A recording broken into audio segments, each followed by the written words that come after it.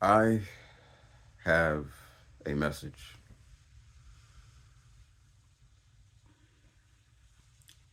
The topic is fear, and it's okay to throw anxiety in there as well, because fear and anxiety run simultaneously. Um, from one perspective, it can almost seem like it's the same thing. So there's a lot of stuff. There's a lot of things that are said about fear. Fear is an illusion. Um, I can look from a certain perspective and sort of understand what some people mean by that.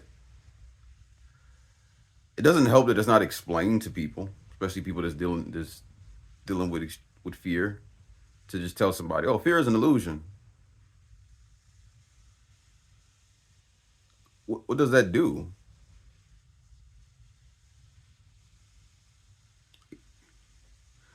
Example: someone's scared of a large body of water. Now, I'm not saying that when people say fear is an illusion, they're telling people that, oh, just let go of fear and just jump in the water. But I'm just saying, just look at it from that perspective. When you tell somebody fear is just an illusion, and they're standing like on a diving board, and let's say if they follow that, oh, fear is an illusion, and then they jump in the water, and then they drown if no one's around to save them. And I'm not saying people are telling people to do that when they say fear is an illusion. I'm just saying it's a perspective that I feel that a lot of people, I feel that many people that say fear is an illusion, they don't even look at that perspective, psychological perspective of that. There's a lot of things that people say, um, themed around spirituality, and I feel that it's important and it's the responsibility to be more detailed about the things they say because they know, everybody knows, everybody has different perspectives. And it just really seems like when people reach a certain state, feeling good, feeling great, loving life, liking life, vibration, frequency, I just feel, I just sense that many people fall into those traps where traps are, can't think of a better word than trap, but they could pop up anywhere because we are constantly learning and constantly changing and evolving and tweaking and all types of stuff going on. When you don't have full rest, you're not operating properly. When you're doing a lot, you're not operating properly. Like there's so many, mm, there's so many things that stem up that doesn't allow the human to be at the ultimate optimal state for many reasons. Back to what I was saying about people that are at a certain place emotionally and mentally in life.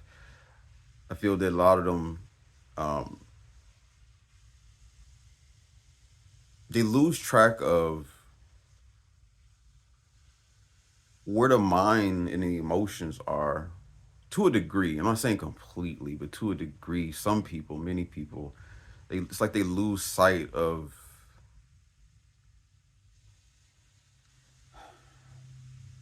how muddy things feel, how dark it is. Even people that remember the darkness, remember the extreme darkness. It's like in some ways, it's like it can be forgotten. It seems just like people that have experienced extreme joy, and then they have these lows, and they lose touch of what joy was to them. It just happens. So why wouldn't it happen if somebody reaches high points where they have a consistent life where they just enjoying it? How could they not lose sight of in some way, in some form, of how it was when they were at a lower vibration, frequency, mindset. Not saying they completely forget, but to a degree, I can't really say it any other way than that. To a degree, something is lost. Something is like, it's like when people talk about shining a light on the dark places and shining light on everything. It's like sometimes the light doesn't doesn't shine on those places it used to shine on before in this particular way. Um, I don't know why I want to say convoluted way, convoluted way. Wow, I don't know why that word just came up. Um, don't even know if that fits, but that was that word was in the mental focus. It really bothers me when it's a human thing. You got a word in your mind, and you want to say it right, and you think you can say it right, and then the mouth just like not the mouth, but the whatever everything the mouth, the throat, the vocal cords, it just doesn't produce it right. It can be very frustrating. Um,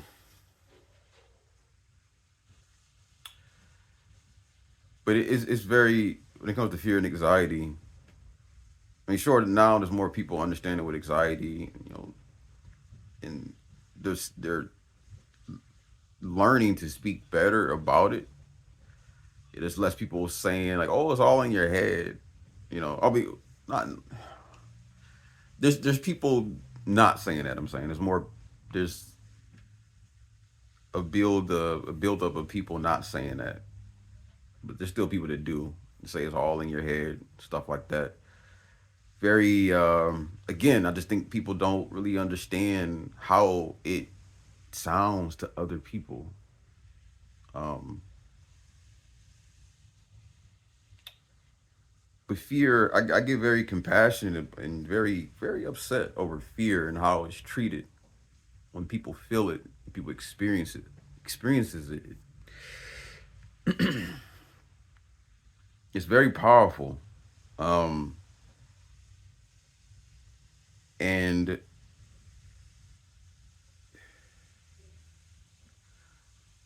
something needs to be done or created or developed to be able to meet people at their fear level and get away from this fear is an illusion or get away from, oh, let's don't identify with it, like just like figure out a way to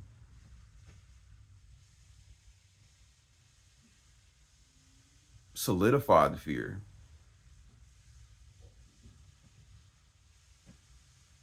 I had to talk with a psychiatrist,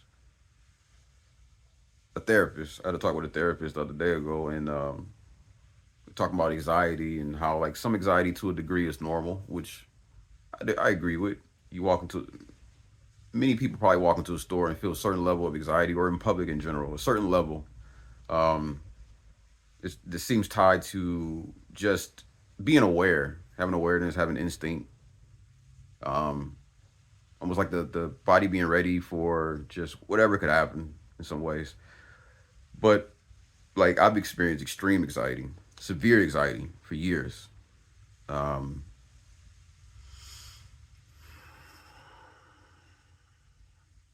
it's so frustrating, so frustrating.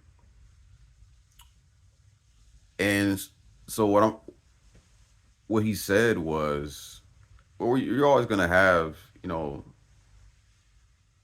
anxiety, and to some degree, I understand that.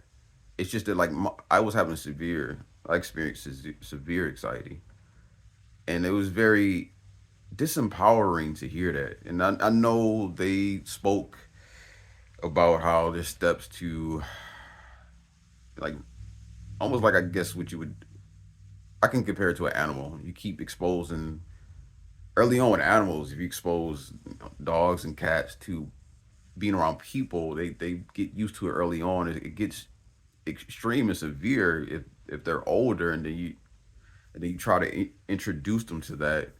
It might not work, uh, or it may take a lot of effort to unwire that. way that they were living. But so he was expressing like, there's steps, um, therapist thing, like taking steps to expose self to the outside and public in different ways. And I've done it before, and I get the whole idea behind it. It's just that I don't believe that extreme anxiety will always be dealt with. I feel that there's ways to get outside of it. But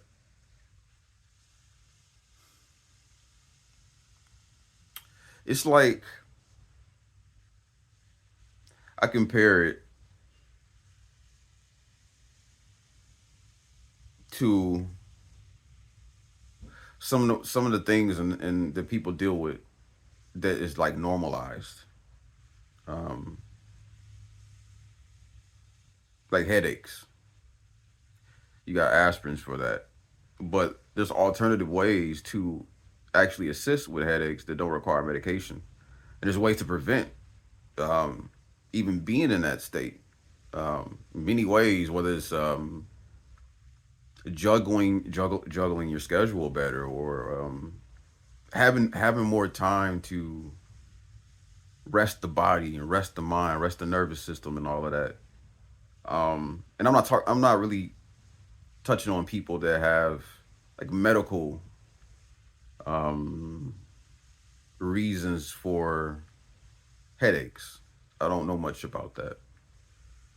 I'm talking more about individuals that sort of gets them here and there, or maybe gets them because of their diet, and it's not really a another reason like a medical. Can't think of a better term than that. Can't think of a better term than that. But basically, if they're dealing with a headache like that that has no other reasons for it to be there.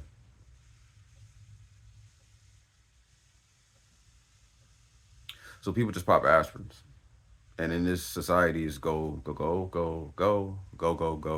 hours of work. So we in a society where you have stuff like aspirins, and I'm not, and aspirins can be beneficial in different ways. What I'm saying about aspirins, however, is it can be an actual band-aid to something that to an experience that if things were rearranged, then that wouldn't even be needed to be taken. Like I see how heart attacks and strokes seem to be normalized in a certain way. Well, more so heart attacks. But then you look at how people are eating, and if the way people were eating wasn't normalized like that, then heart attacks wouldn't be so. And what I mean by that is just controversial to say what I'm saying. What I mean by that is, in my mind, and maybe other people have shared that way of thinking. What I'm about to say, this way of thinking is I figured, okay, when I get a certain age, I'm going to be dealing with these things that I've seen other older people deal with, and arthritis and back pains and all this and all that and all this and all that. But now I have information, and I also have I've seen it. I've seen people that's up in 70s and 80s and 60s, and they've shown me that you can have a healthy lifestyle. You can be very fluid, and you ain't got to be leaning over, walking with a cane and stuff like that. Um, Now I'm not saying like when you're like at 105 or you're 90 that just physiological things that will take place. But what I'm saying is it doesn't have to be so soon if the lifestyle was different. So that was empowering, knowing that, oh, okay, if I live to that long age, well, I could still be dancing. I could still be squatting and all of that stuff. I don't have to be in a wheelchair or be walking with a cane or a walker so soon, or maybe never.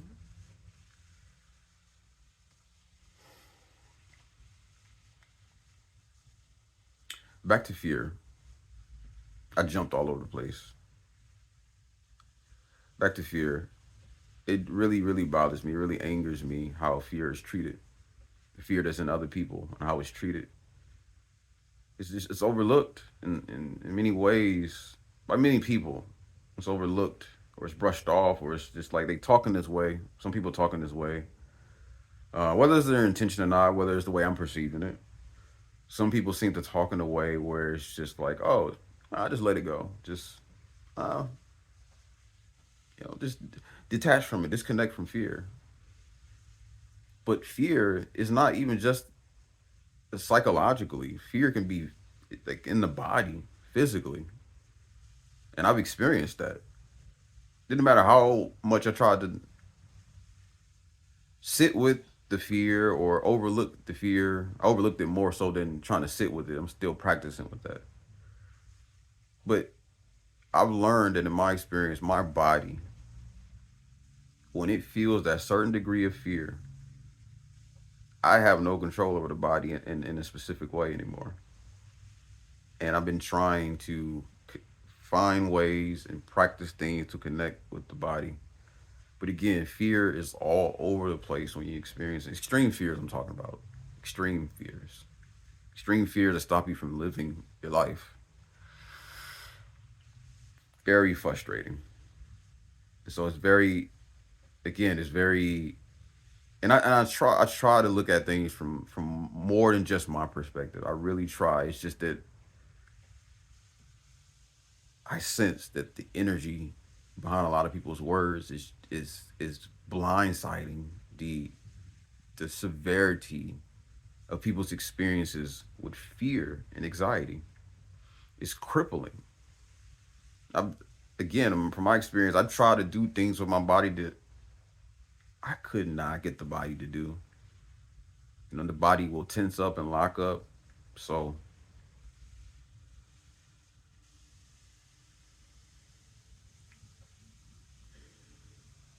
fear,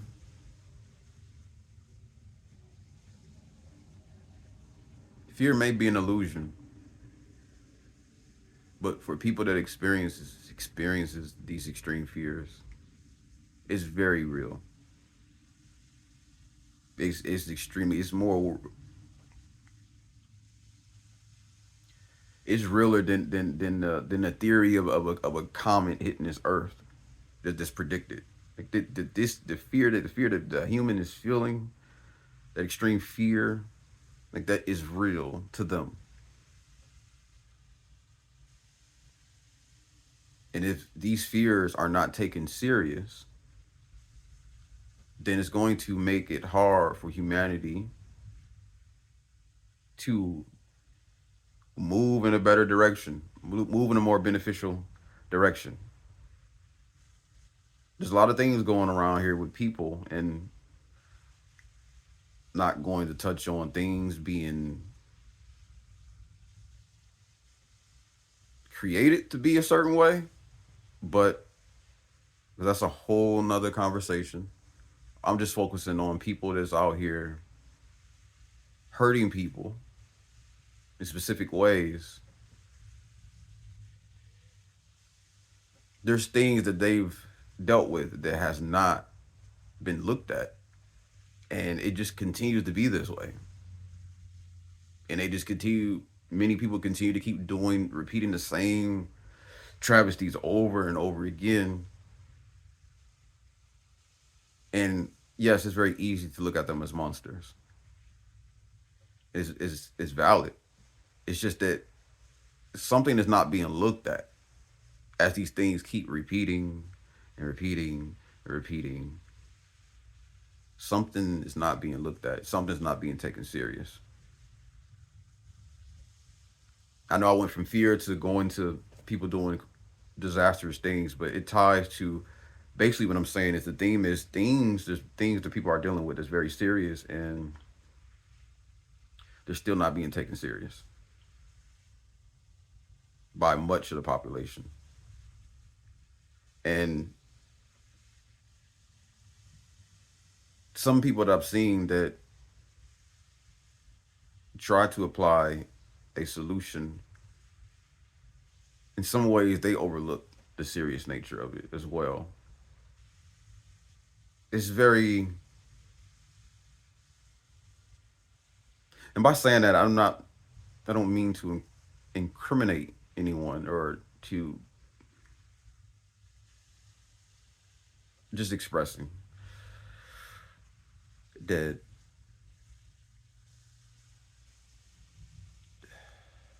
the overlooking of the human condition,